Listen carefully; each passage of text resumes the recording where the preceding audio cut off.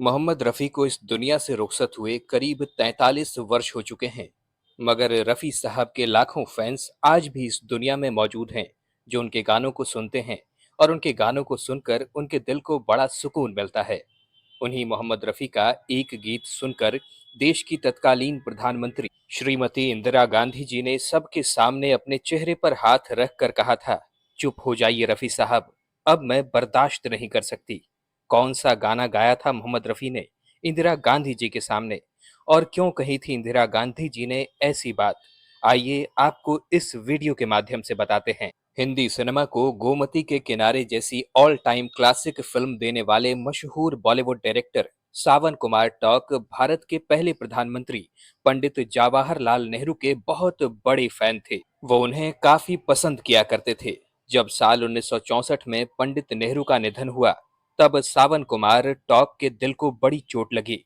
उन्होंने फैसला किया कि वो पंडित नेहरू को समर्पित एक फिल्म बनाएंगे। उन्होंने खुद ही पंडित नेहरू से जुड़ी हुई एक फिल्म की कहानी सोची और फिल्म नौनिहाल बनाने की तैयारी शुरू कर दी। इस फिल्म को डायरेक्ट कर रहे थे मशहूर बॉलीवुड डायरेक्टर राज मार्गरोस। जब सावन कुमार इस फिल्म को बना रहे थे, तो उनके दिमाग में आया कि अगर ये फिल्म पंडित नेहरू को समर्पित है, तो इस फिल्म में एक गाना भी होना चाहिए जो पंडित नेहरू को समर्पित हो। ये मुश्किल काम उन्होंने सौंपा मशहूर शायर कैफी साहब को। कैसे कैफी आजमी साहब ने इस गीत को लिखा, जो पंडित नेहरू के विचारों को, उनकी पूरी शख्सियत को बयान करता था।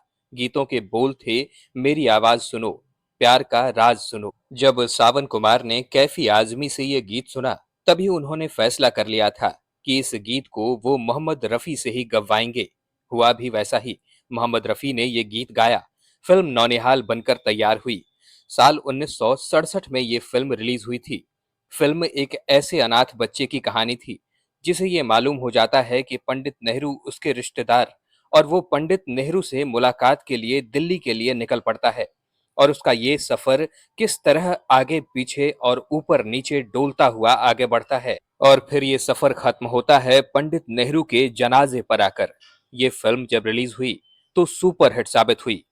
फिल्म की इतनी बड़ी अपार सफलता को देखकर फिल्म के डायरेक्टर राज मार्गा ने श्रवण कुमार को एक आइडिया दिया कि क्यों ना भारत सरकार को एक अर्जी देकर इस फिल्म को पूरे देश में टैक्स फ्री कर दिया जाए।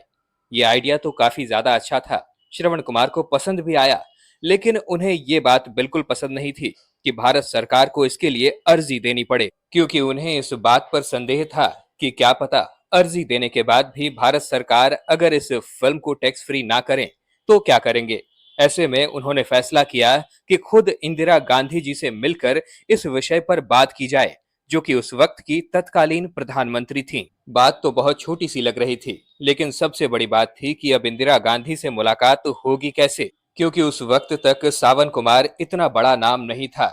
वो इंडस्ट्री में ज्यादा पुराने नहीं थे, और नए नए किसी डायरेक्टर से भला इंदिरा गांधी क्यों मिलती।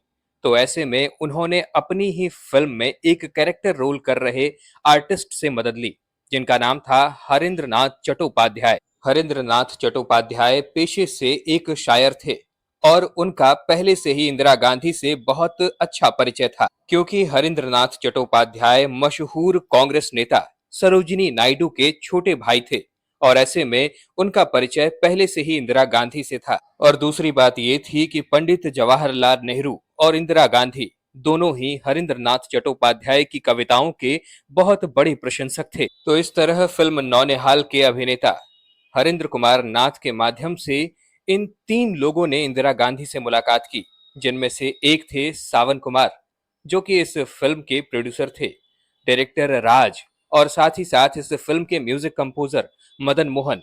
इन तीनों की मुलाकात इंदिरा गांधी से हुई। जब मुलाकात हुई तो हरिंद्र नाथ ने उसका प्रयोजन भी बताया कि किस तरह फिल्म के डायरेक्टर प्रोड्यूसर चाहते हैं कि आप इस फिल्म को पूरे देश में टैक्स फ्री करवा दें। जब इंदिरा गांधी को ये बात बताई गई, तो इंदिरा गांधी ने जवाब दिया कि ठीक है, मैं सोच कर बताऊंगी।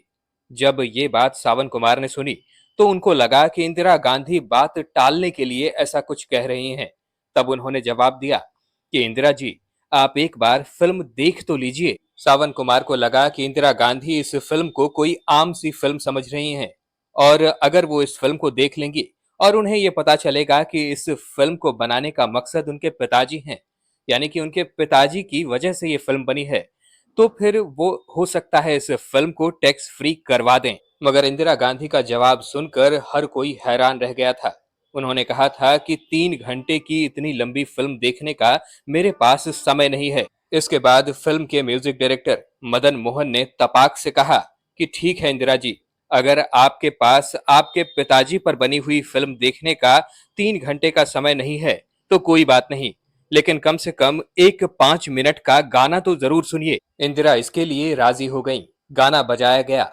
ये गाना था मेरी आवाज सुनो, प्यार का राज सुनो। मोहम्मद रफी ने इस गाने को इतने दर्द भरे अंदाज में गाया था कि इंदिरा गांधी मगन होकर इस गाने को सुनने लगी। गाने को सुनते सुनते कुछ मिनटों बाद ही इंदिरा गांधी की आंखें खुद ब खुद बंद होने लगी थीं और अचानक उन्हें अपने पिता पंडित जवाहरलाल नेहरू की याद आने लगी थी। गाना सुनते सुनते इंदिरा गांधी इतना ज्यादा इमोशनल हो चुकी थी कि कुछ समय बाद सबके सामने ही उन्होंने अपने दोनों हाथ अपने चेहरे पर रखे और कह पड़ी कि चुप हो जाइए मोहम्मद रफी साहब, अब मैं इससे ज्यादा बर्दाश्त नहीं कर पाऊंगी। और कहा जाता है कि इतना कहकर इंदिरा गांधी वहां से झट से उठकर चली गईं और अपने प्राइवेट केबिन में चली गईं और वहां जाकर फूट फूट कर रोई थीं। उन्हें अपने पिता की याद आ रही थी।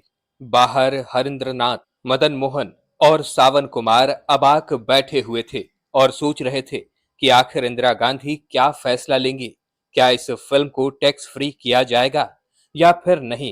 10 मिनट इंतजार करने के बाद इंदिरा गांधी जी का सेक्रेटरी इन तीनों के पास आता है और कहता है कि आप तीनों लोग घर जाइए, मैडम ने कहा है कि आपका काम हो जाएगा। और इसके अगले ही दिन भारत सरकार की ओर से यह ऐलान कर दिया गया कि फिल्म नौनिहाल पूरे देश में टैक्स फ्री दिखाई जाएगी। ये था जादू मोहम्मद रफी जी की आवाज का, उनके अंदाज का, कि उन्होंने देश की प्रधानमंत्री तक को रुला दिया और उन्हें ये कहने पर मजबूर कर दिया कि चुप हो जाइए मोहम्मद रफी साहब, अब मैं बर्दाश्त नहीं कर पाऊंगी।